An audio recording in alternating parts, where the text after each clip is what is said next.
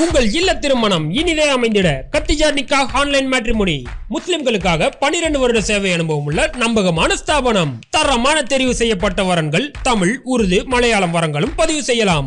Online இணையம் மற்றும் வாட்ஸ்அப்பில் தொடர்பு கொண்டு பதிவு செய்யலாம். பதிவு முற்றிலும் இலவசம். ஆக்டிவேஷன் குறைந்த கட்டணம் மட்டுமே. மொபைல் மற்றும் வாட்ஸ்அப் நம்பர் 9566065113 www.khatijanikah.com. அன்பார்ந்த உறவுகளே, பலஸ்தீன் இஸ்ரேல் போர் ஆரம்பித்து கிட்டத்தட்ட ஒரு வருஷத்தை நிறைவு செஞ்சுருக்கு. சில தினங்களுக்கு முன்னாடி தான் அக்டோபர் 7 கடந்துச்சு. அந்த அக்டோபர் 7 என்று தான் தூஃபான் அல் அக்ஸா பெருவெள்ளம், அக்ஸா ஃப்ளட் என்று சொல்லக்கூடிய ஒரு மிக பிரம்மாண்டமான போரை ஹமாஸ் என்று சொல்லக்கூடிய அமைப்புடைய இராணுவ பிரிவாக இருக்கக்கூடிய இஸ்ஸத்துல் அல் கஸா முன்னெடுத்துச்சு.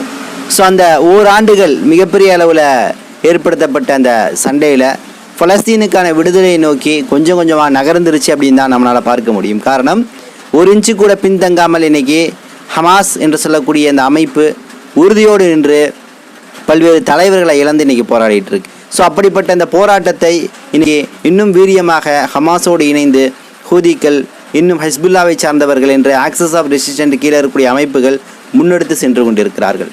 ஸோ இந்த வேளையில் தான் இன்றைக்கி ஈரானுக்கும் இஸ்ரேலுக்கும் மத்தியில் இருக்கக்கூடிய அந்த சண்டை, இன்றைக்கி அந்த போர் உச்சம் என்பது ஒரு பதற்ற நிலையில் போயிட்டுருக்கு. மறுபக்கம் ஹிஸ்புல்லா வித் இஸ்ரேல் என்ற அந்த நிலையும் இன்றைக்கி பல்வேறு கட்டங்களை நோக்கி போயிட்டுருக்கு. ஸோ இதை குறித்த அண்மை செய்திகளை தான் இந்த காணொலியில் பார்க்க போகிறோம். பார்ப்பதற்கு முன்னாடி நமது சேனலை மறக்காமல் சப்ஸ்கிரைபர் செய்து உங்கள் உறவினர்களுக்கும் நண்பர்களுக்கும் இந்த செய்தியை பகிருங்க. அன்பார்ந்த நண்பர்களே, பலஸ்தீன் இஸ்ரேல் போர் நான் சொன்ன மாதிரி ஒரு வருஷத்தை நிறைவு செஞ்சுருக்கு. இந்த ஒரு வருஷத்தில் இஸ்ரேலுடைய துருப்புக்கள் பலாயிரக்கணக்கான நபர்கள் இறந்திருக்காங்க அப்படிங்கிறது தான் உண்மையான செய்தி. ஹமாஸை பொறுத்தவரை அல்லது ஹிஸ்புல்லா ஹூதிகளை பொறுத்தவரை அவர்களுடைய வீரர்கள் மிகவும் சொற்பமான அளவு தான் இறந்திருக்காங்க. அப்போ ஒரு போரில் வீரர் என்ற அடிப்படையில் போர் செய்தால் நிச்சயமாக இன்றைக்கி அந்த போரில் இந்த ஆக்சஸ் ஆஃப் ரெசிஸ்டன்ட் அமைப்புகளுக்கு கீழே இருக்கக்கூடிய போராளி குழுக்கள் தான் வெற்றி பெற்றிருக்குன்னு நம்மளால் பார்க்க முடியுது. ஆனால் எதிரிப்படையில் இருக்கக்கூடிய IDF தீவிரவாத அமைப்பு முழுக்க ஒரு நீதமான போரை கையில் எடுக்காமல் ஒரு இன அழிப்புக்கான போரை கையில் எடுத்து இன்றைக்கி ஹமாஸோடும் ஹிஸ்புல்லாவோடும் ஹூதிகளோடும் நேரடியாக போர் செய்ய தெம்பும் திராணியும் இல்லாமல் அங்கே இருக்கக்கூடிய வெகுஜன மக்களை மட்டுமே கொலை செய்து கொண்டிருக்கிறது. ஸோ அந்த நீட்சியின் தொடர்ச்சியாக இந்த ஓராண்டில் காசாவுடைய நிலப்பரப்பில் எவ்வளவு நபர்கள் கொலை செஞ்சுருக்கிறாங்க, இந்த இனப்படுகொலையில் இறந்துருக்கிறாங்கிற அண்மை செய்தியை தான் இன்றைக்கி காசாவுடைய சுகாதாரத்துறை அமைச்சகம் அதிகாரப்பூர்வமாக வெளியிட்டிருக்கு. ஸோ அந்த அடிப்படையில் இன்றைக்கி காசாவில் ஓராண்டில் அக்டோபர் 7 அக்டோபர் 7 வரைக்கும் கிட்டத்தட்ட 41,800 நபர்கள் இன்னா லில்லாஹி வ இன்னா இலைஹி ராஜியூன் வஃபாத் ஆகியிருக்காங்க. இந்த அனைத்து நபர்களுக்கும் இறைவன் உயர்ந்த சுமணத்தை கொடுக்கணும்னு சொல்லிட்டு அதிகமான முறையில் பிரார்த்தனை செய்வோம். காரணம், இந்த மண்ணுடைய விடுதலைக்காக இவருடைய உயிர் தியாகம் என்பது நிச்சயமாக அளப்பெரியது. அடுத்து 16,900 நபர்கள் பச்சிளம் குழந்தைகள், 10 வயது, 5 வயது, 8 வயதுன்னு சொல்லிட்டு ரொம்ப குறைவான வயது இருக்கக்கூடிய பச்சிளம் குழந்தைகள், எதுமறியாத குழந்தைகள் கிட்டத்தட்ட 16,900 நபர்கள் இறந்திருக்கிறாங்க. அடுத்து பெண்கள் 11,400 தாய்மார்கள் இறந்திருக்கிறாங்க. அதே போல் மெடிக்கல் ஸ்டாஃப் 986 இறந்திருக்கிறாங்க. ஜேர்னலிஸ்ட் பத்திரிகையாளர்கள் 176 நபர்கள் இறந்திருக்கிறாங்க. அதே போல் சிவில் டிஃபென்ஸ் பர்சனல் என்று சொல்லக்கூடிய துறையை சார்ந்தவர்கள் 85 நபர்கள் இறந்திருக்கிறாங்க. இதில் 902 நபர்கள் கூட்டு குடும்பங்களாக 902 குடும்பங்களாக இருந்தவர்கள் எல்லாமே இனப்படுகொலைக்கு ஆளாயிருக்காங்க அப்படிங்கிற ஒரு முழுமையான செய்தியை தான் இன்றைக்கி காசாவுடைய சுகாதாரத்துறை அமைச்சகம் இன்றைக்கி வெளியிட்டிருக்கு. அப்போ யோசிச்சு பாருங்களேன், இந்த போரில் நீங்கள் இஸ்ரேலை எடுத்தீங்கன்னா இஸ்ரேலுடைய வெகுஜன மக்கள் எவ்வளோ இறந்துருக்காங்கன்னு நீங்கள் யாராவது ஒரு இணையதளத்தின் வாயிலாக தேடி பார்த்தீங்கன்னா ரொம்ப குறைவு என்பதை விட எண்ணிக்கையில் தான் அடங்கும். 100க்கு அல்லது ஒரு 200க்குள்ளே தான் அது அடங்கும். காரணம், இது அனைத்து நபர்களும் கிட்டத்தட்ட இஸ்ரேலுடைய தாக்குதலில் தான் இறந்தாங்க. அக்டோபர் 7 அந்த போர் ஆரம்பிக்கக்கூடிய அந்த தினத்தை நம்ம நினைவு கூறணும். அந்த போர் ஆரம்பித்த பின்னாடி ஹமாஸை சார்ந்தவர்கள், அந்த அமைப்பை சார்ந்தவர்கள் இன்றைக்கி ஒரு ஸ்டேட்மெண்ட்டை வெளியிட்டிருக்கிறாங்க. எப்படி இந்த போர் ஆரம்பித்தோம், எப்படி திட்டங்களை போட்டோம். அதில் இவர்கள் உள்ள இஸ்ரேலுக்குள்ளே போய் இந்த இலக்குகளை எல்லாம் அடிக்கணும்னு முடிவு செஞ்சுட்டு உள்ளே போய் அடிக்கக்கூடிய வேலையில் அங்கு பணைய கைதிகளாக கிடைத்த 250 நபர்களை இவர்கள் எடுத்து வரக்கூடிய நிலையில் அவர்களை பாதுகாப்பான முறையில் வச்சுருந்துருக்காங்க. அதே போல் உள்ளே நுழைந்த பின்னாடி இருக்கக்கூடிய சில இராணுவ தளங்கள் மற்றும் கட்டமைப்புகள் எல்லா விஷயத்தையும் அடித்து சூறையாடிய பின்னாடி அந்த இடத்துல கூடிய மக்களுக்கு வாக்குறுதி கொடுத்துருக்குறாங்க. அந்த மக்கள் கேட்டிருக்காங்க, எங்களை என்ன செய்ய போகிறீங்க, கொல்ல போகிறீங்களான்னு. இல்லை, உங்களை பணைய கைதிகளாக தான் பிடிச்சிட்டு போகிறோம், உங்களுக்கு உணவு, இருப்பிடம் எல்லாமே கொடுத்துருவோம். இந்த போர் முடியக்கூடிய சமயத்தில், எங்களுக்கான விடுதலை, பலஸ்தீனுக்கான பேச்சுவார்த்தைகள் ஆரம்பிக்கக்கூடிய சமயத்தில் நிச்சயமாக உங்களை விடுதலை செஞ்சிடும் சொல்லக்கூடிய வாக்குறுதி கொடுத்துருக்காங்க. அதில் கூட எங்களுடைய உறவினர்கள் குழந்தைகளை தொலைச்சிட்டோம்னு சொல்லிட்டு தேட போன நபர்களை கூட அவர்கள் துரத்தி பிடிக்கல. அவங்க போட்டும் அப்படியே அந்த குழந்தைகள் கிடைச்சா திரும்பி வரட்டும், அப்படி இல்லாட்டி அவங்க இஸ்ரேலுக்குள்ளே போட்டுன்னு மனிதாபிமான அடிப்படையில் ஹமாஸ் படையை சார்ந்தவர்கள்லாம் வெளியிட்டிருக்கிறாங்க.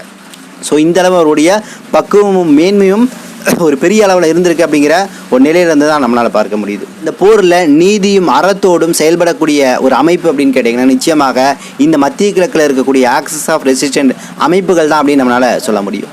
ஆனால் இன்றைக்கி டொனால்டு ட்ரம்ப் தனது தேர்தல் பிரச்சாரத்தில் பிரதானமாக இன்றைக்கி எடுத்துருக்கக்கூடிய பேசுபொருள் என்னன்னு கேட்டிங்கன்னா, ஹமாஸ், ஹிஸ்புல்லா, ஹூதிகள், ஈரானுடைய IRGC போன்றவர்கள் எல்லாமே மத்திய கிழக்கில் அச்சுறுத்தும் தன்மையில் இருக்கக்கூடிய தீவிரவாத அமைப்புகள்.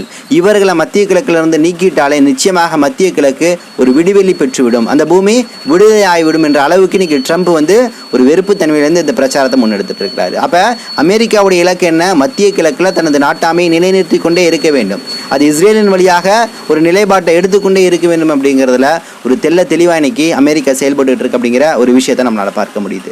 மறுபக்கம் நெத்தன்யாகு ஒரு தீவிரவாத கண்ணோட்டத்தோடு ஒரு மதவெறி பிடித்த நிலையில தான் இந்த போர் அணுகிறார் அப்படிங்கிற பல விஷயங்களை நம்ம முன்னாடி காணொலியில் சொல்லியிருந்தோம். ஸோ அந்த வேளையில் தான் இன்றைக்கி சில விஷயங்களை சொல்கிறாரு. அதில் என்ன சொல்கிறாருன்னா, வேதத்தின் அடிப்படையில் இது நமக்கு கட்டாய கடமை. எப்படி? வேதத்தின் அடிப்படையில் கட்டாய கடமை, இனப்படுகொலை செய்வதன் நோக்கமே நிச்சயமாக இந்த பூமியை தீய சக்தியிலிருந்து மீட்பது, இந்த பூமியை, இந்த ஒளிபிக்க இந்த பூமியை நல்ல விஷயங்களை கொண்டு நிரப்புவது, தீய சக்தியை அழிப்பது அப்படிங்கிற ஒரு மத சிந்தனையிலிருந்து நெத்தன்யாகு மீண்டும் இந்த IDF தீவிரவாத துருப்புக்களை உசுப்பேற்றி ஒரு தீவிரவாத தன்மையை நோக்கி கொண்டு சென்று கொண்டிருக்கிறார் அப்படிங்கிற ஒரு விஷயத்தை பார்க்க முடியுது. மறுபக்கம் இன்னைக்கு இந்த ஒவ்வொரு ஆண்டு காலத்தில் அரபு நாடுகளுடைய ஏதாவது பங்களிப்பு இந்த போரில் இருந்திருக்கா? பலஸ்தீன் விடுதலை விஷயத்தில் ஏதாவது அளவு இராணுவ நடவடிக்கை எடுத்திருக்கான்னு கேட்டால் நிச்சயமாக கிடையாது. ஸோ அதை நிச்சயமாக சவுதி அரேபியா மேலே பல்வேறு குற்றச்சாட்டுகளை நம்ம வைத்து கொண்டிருக்கின்றோம். இந்த வேளையில் ஈரானுடைய ஒரு ஜெனரல், ஈரான் நாட்டுடைய ஒரு லெஃப்டி கர்னல் என்று சொல்லக்கூடிய ஜெனரல் இராணுவ பிரிவை சார்ந்தவர், இவருடைய பேர் உமர். இவர் சில நாட்களுக்கு முன்னாடி சவுதி அரேபியாவுக்கு உம்ராவுக்கு போயிருக்கிறார்.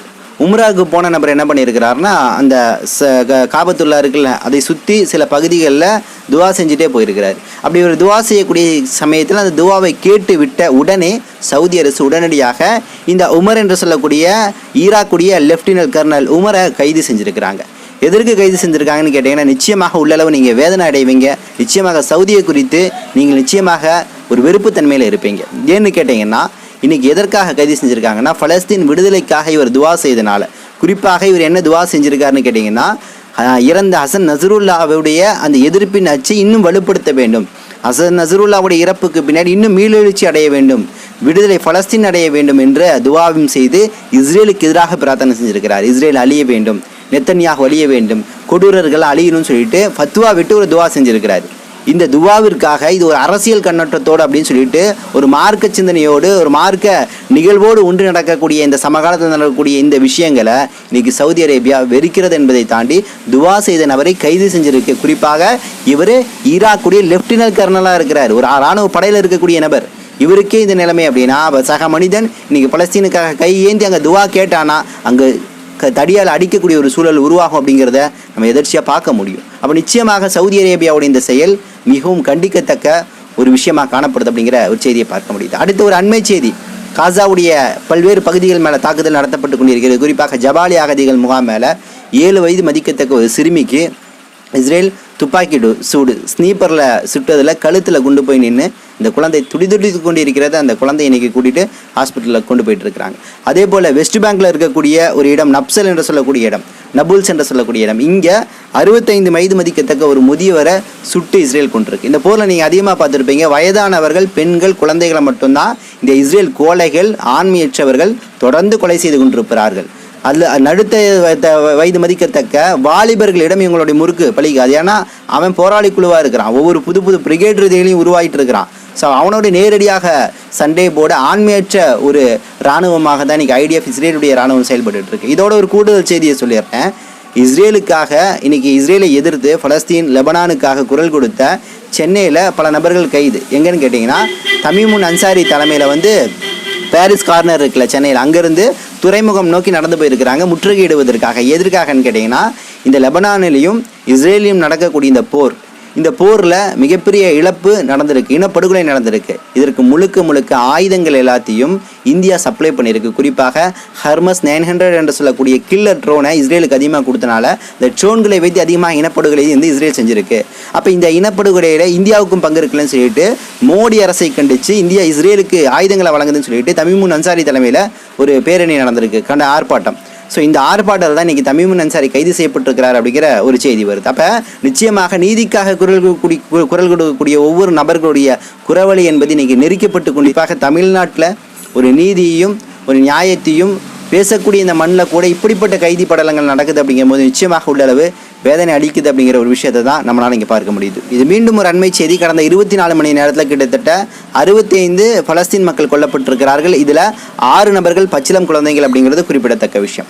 அடுத்த ஒரு செய்தி, இன்னைக்கு பிரிக்ஸ் என்ற அமைப்பு எப்போ ஆரம்பிக்கப்பட்டதோ அன்றிலிருந்து இந்த டாலர் என்ற அமெரிக்காவுடைய இந்த நாணய முறையை ஒழித்து கட்டணும், இதுதான் இன்றைக்கி பெரிய அளவில் உலகத்தில் எல்லா வர்த்தகத்தையும் டாமினேட் பண்ணிட்டு இருக்கு அப்படிங்கிற அடிப்படையில் பல்வேறு முயற்சிகள் எடுத்துகிட்டு இருக்காங்க. டாலருக்கு பதிலாக புதிய நாணய முறையை கொண்டு வரணும்னு சொல்லிட்டு பிரிக்ஸ் ஒரு பக்கம் முயற்சி பண்ணிட்டு இருக்கு. வேலையில் உள்நாட்டு நாணயங்களை மட்டுமே பயன்படுத்தி வர்த்தகம் செய்யணுங்கிற முயற்சியிலையும் பல்வேறு நாடுகள், பிரிக்ஸில் இருக்கக்கூடிய நாடுகள் முயற்சி பண்ணிட்டு இருக்கு. ஸோ அந்த அடிப்படையில் இன்றைக்கி நைஜீரியா இதற்கான முன்னெடுப்பை இன்றைக்கி அருமையாக செயல்படுத்தியிருக்கு. என்னென்னா நைஜீரியா சொல்லியிருக்கு, எங்கள்கிட்ட இருக்கக்கூடிய எண்ணெய் வளம் அது இல்லாமல் பல்வேறு உற்பத்தி பொருட்கள் எல்லாத்தையும் இனிமேல் நாங்கள் ஏற்றுமதி செய்தாலும் சரி, வெளிநாடுகளிலிருந்து இறக்குமதி செய்தாலும் சரி, எங்களது உள்நாட்டு நாணயத்தை மட்டும்தான் பயன்படுத்துவோம், இனிமேல் யூஎஸ் டாலரை பயன்படுத்த மாட்டோம்னு சொல்லக்கூடிய ஒரு சவுக்கடியை கொடுத்துருக்கு. ஸோ இனிமேல் பிரிக்ஸுக்குள்ளே கொஞ்சம் கொஞ்சமாக சில நாடுகளை எனக்கு ஜாயின் பண்ணிகிட்டே இருக்குது, பல நாடுகள். இது எல்லா நாடும் இந்த நாணய முறைக்கு உட்பட்டு உள்நாட்டு நாணய முறையிலையோ அல்லது பிரிக்ஸ் கொண்டு வரக்கூடிய நாணய முறையிலையோ வர்த்தகம் செய்ய ஆரம்பிச்சிட்டாங்கன்னா நிச்சயமாக மேற்குலகத்துடைய ஜாம்பம் என்பது வீழ்ச்சி அடையும், நிச்சயமாக டாலர் முற்றிலுமாக அழிஞ்சு போயிடும் அப்படிங்கிற ஒரு நிலையில இருந்தால் இந்த விஷயங்கள் எல்லாத்தையும் நம்மளால் பார்க்க முடியுது. அடுத்து இன்றைய காலையிலிருந்து ஹிஸ்புல்லா இஸ்ரேல் மேலே பல்வேறு இடங்களில் தாக்குதல் நடத்திட்டு இருக்கு. ஹசன் நஸ்ருல்லாவுடைய மரணத்திற்கு பின்னாடி அனுதினமும் 5 அல்லது 10 நடவடிக்கை எடுத்துகிட்டு இருந்த ஹிஸ்புல்லா இன்னைக்கு 20-30 நடவடிக்கை எடுத்துகிட்டு இருக்கு. அந்த வேளையில் ஹைஃபா மற்றும் ஏக்கர் என்று சொல்லக்கூடிய 2 இடங்கள், இந்த 2 இடங்கள் இஸ்ரேலுடைய இடங்கள் மேலே இன்னைக்கு 100க்கும் மேற்பட்ட ராக்கெட்டுகளை, மிசைல்களை இன்னைக்கு ஹிஸ்புல்லா தொடர்ந்து வீசிட்டு இருக்கு அப்படிங்கிறதான் ஒரு செய்தி. மேலும் ஹிஸ்புல்லா இன்னைக்கு ஒரு குற்றச்சாட்டை முன் வச்சிருக்கு. என்னன்னு கேட்டீங்கன்னா, ஹிஸ்புல்லா லெபனானுடைய எல்லையில் இஸ்ரேலுடைய எல்லையிலிருந்து தான் ஃபைட் பண்ணிட்டு இருக்கு. இப்படி அந்த எல்லை ஓரமாக இருக்கக்கூடிய மருன் அல் ராசில் என்று சொல்லக்கூடிய பகுதியில் இருக்கக்கூடிய அன்ஃபீல்டு என்று சொல்லக்கூடிய ஒரு தளம் இருக்குது. இந்த தளத்தில் யார் இருப்பானா, UN ஐநாவுடைய அமைதிக்கான படை இருக்கும். ஸோ இந்த அமைதிக்கான படையை மனித கேடயமாக ஹியூமன் ஷீல்டாக பயன்படுத்தி இன்னைக்கு இஸ்ரேல் பல்வேறு போர்களை செஞ்சுட்டு இருக்கு. ஐநாவுடைய நபர்களை ஹியூமன் ஷீல்டாக பயன்படுத்தி கொலை செஞ்சுட்டு இருக்கு அப்படிங்கிற குற்றச்சாட்டு இன்னைக்கு ஹிஸ்புல்லா முன் வச்சிருக்கு அப்படிங்கிற ஒரு விஷயத்தை நம்மளால் இங்கே பார்க்க முடியுது. இந்த ஹிஸ்புல்லாவுடைய மற்றொரு தலைவரை இஸ்ரேல் கொலை செஞ்சிருச்சு அப்படிங்கிற ஒரு செய்தியை இன்னைக்கு வெளியிட்டு கொண்டிருக்கிறது. இந்த நபர் யாருன்னு கேட்டிங்கன்னா, ஈரானில் இருக்கக்கூடிய ஆயுத தளவாடங்கள், போர்க்கருவிகள் இவை எல்லாத்தையும் லெபனானுக்கு கொண்டு வந்து சேர்ப்பது தான் இவருடைய வேலை. இவர் முக்கியமான பொறுப்பில் ஹிஸ்புல்லாவிலிருந்து செயல்பட்டு இருக்கிறார். இவருடைய பேர் என்னன்னு கேட்டிங்கன்னா சுஹைல் ஹுசைன். ஸோ இந்த சுஹைல் ஹுசைன் கிட்டத்தட்ட கைடட் மிசைல் என்று சொல்லக்கூடிய மிசைல்கள், ராக்கெட்டுகளை தயார் செய்வதில் இவர் வல்லுநராக இருந்திருக்கிறார் அப்படிங்கிற செய்தியும் பார்க்க முடியுது. இந்த WHO என்று சொல்லக்கூடிய வேர்ல்டு ஹெல்த் ஆர்கனைசேஷன், உலக சுகாதார அமைப்பு இன்னைக்கு அதிர்ச்சிகரமான பல்வேறு தகவல்களை கொடுத்துட்டு இருக்கு. காசாவுடைய நிலப்பரப்பில் இன்னைக்கு தண்ணீர் கிடையாது, பாதுகாப்பு கிடையாது, பல்வேறு அடிப்படை வசதிகள் கிடையாது, குழந்தைகள் நோய்வாய் தொற்றினால் பரவிட்டு இருக்குது. போலியோ சொட்டு மருந்து என்பது முழுமையான முறையில் காசா மற்றும் பல்வேறு பகுதிகளில் குடித்து முடிக்கப்படலை. இந்த சூழல் இப்படியே தொடர்ந்துச்சுன்னா வரக்கூடிய 2-3 மாதங்களில் குழந்தைகளுடைய இறப்பு இன்னும் அதிகரிக்கும் அப்படின்னு சொல்லக்கூடிய அதிர்ச்சிகரமான தகவலை இன்னைக்கு WHO வெளியிட்டிருக்கு அப்படிங்கிற விஷயத்தை பார்க்க முடியுது. மற்றொரு பக்கம் பலஸ்தீனுக்கான குரல் என்பது உலகம் முழுக்க எழுப்பப்பட்டு கொண்டிருக்கக்கூடிய வேளையில் பிரிட்டனுடைய நாடாளுமன்றத்தில் இன்னைக்கு ஒரு முஸ்லீம் சகோதரி, இந்த சகோதரியுடைய பேர் பார்த்தீங்கன்னா ஜாரா சுல்தானா. இந்த சகோதரி நெஞ்சுரத்தோடு அவ்வளவு ஆண் மக்கள் எல்லாம் இருக்கிறாங்க. அந்த ஆண்மையற்ற அந்த இஸ்ரேல் சார்புடைய, குறிப்பாக அமெரிக்க சார்புடைய நபர்கள் மத்தியில் எழுந்து நின்று குரல் கொடுத்துருக்குறாங்க. பிரிட்டன் அரசு இனிமேல் இந்த இனப்படுகொலைக்கு உதவி செய்யக்கூடாது, உடனடியாக உங்களுடைய ஆயுத ஏற்றுமதியை நிறுத்த வேண்டும், இல்லாவிட்டால் மிகப்பெரிய ஆர்ப்பாட்டங்கள் இங்கே வெடிக்கும் அப்படின்னு சொல்லக்கூடிய ஒரு எச்சரிக்கையை இங்கே பிரிட்டனுடைய நாடாளுமன்றத்தில் முஸ்லீம் சகோதரியாக இருக்கக்கூடிய ஜாரா சுல்தானா எழுப்பியிருக்காங்கன்னா நிச்சயமாக அவர்களுக்கு வாழ்த்துக்களும் துவாக்களும். இந்த நெஞ்சுரம் என்பது நிச்சயமாக ஒவ்வொரு நபருக்கு வேணும். பிரிட்டனுடைய நாடாளுமன்ற உறுப்பினர் சும்மாவா? எவ்வளோ பணங்கள் கிடைக்கும், பதவிகள் கிடைக்கும், எவ்வளவு புகழ்கள் கிடைக்கும், எல்லாம் இழந்தால் கூட பரவாயில்ல, என் சகோதரனுக்காக நான் குரல் கொடுப்பேன், அந்த விஷயத்திற்காக தான் இறைவன் படைத்து எனக்கு இந்த பதவி கொடுத்துருக்காங்கிற நெஞ்சுரத்தோடு தான் இன்னைக்கு அந்த ஜாரா சுல்தானா என்று சொல்லக்கூடிய சகோதரி இன்னைக்கு இந்த பிரிட்டனுடைய பாராளுமன்றத்தில் நீங்கள் அகைன்ஸ்ட் பண்ணி பேசியிருக்காங்க. ஒரு பக்கம் பிரான்ஸ் நாட்டை சார்ந்த ஒரு முக்கியமான ஒரு தலைவர், இவருடைய பேர் என்னன்னு பார்த்தீங்கன்னா ஜீன் ஜோயால் என்று சொல்லக்கூடிய பெயர். இவர் என்ன சொல்கிறாருன்னா, நெத்தன்யாவுக்கு ஒரு அறிவுரை சொல்கிறாரு. இனிமேல் நீ ஹமாஸ் அழிக்கணும்னு கனவுல நினைக்காது. ஹமாஸ் என்பது ஒரு பிடுங்க முடியாது, அது ஒரு ஆணிவேராட்ட படர்ந்து விரிந்து சென்று கொண்டிருக்கிறது. ஸோ நீ ஹமாஸை பிடுங்குவோம், அழிப்போம், அது ஒன்றுமில்லாமல் ஆக்குவோம் என்ற நிலையை மாற்றிட்டு ஒரு டிப்ளமேட்டிக் ரீதியாக, ராஜாங்க ரீதியாக ஒரு சமாதான உடன்படிக்கை நோக்கி போ, இல்லாட்டி அழிவு என்பதை தொடர்ந்து இஸ்ரேலுடைய இராணுவத்திற்கு தான் ஏற்படும் அப்படிங்கிற ஒரு எச்சரிக்கையை இன்னைக்கு கொடுத்துருக்காரு. ஒரு பக்கம் ஈரானுடைய சுப்ரீம் தலைவராக இருக்கக்கூடிய ஆயத்துல்லா கொமேனி இன்னைக்கு ஒரு ஸ்டேட்மெண்ட்டை தனது எக்ஸலத்தில் வெளியிட்டிருக்கிறார். என்ன சொல்றாருன்னா, அரபு நாடுகள் எல்லாமே ஆரம்ப கட்டத்திலேருந்து நம்ம தொடர்ந்து குரல் கொடுக்க சொல்லி கேட்டுட்டு இருக்கோம், பெரிய லெவலில் குரல் கொடுக்க மாட்டேங்கிறீங்க. எண்ணெய் வர்த்தகத்தை மேற்குலகத்துக்கு நிறுத்துக்கோன்னு சொல்கிறோம், அதையும் செய்ய மாட்டேங்கிறீங்க.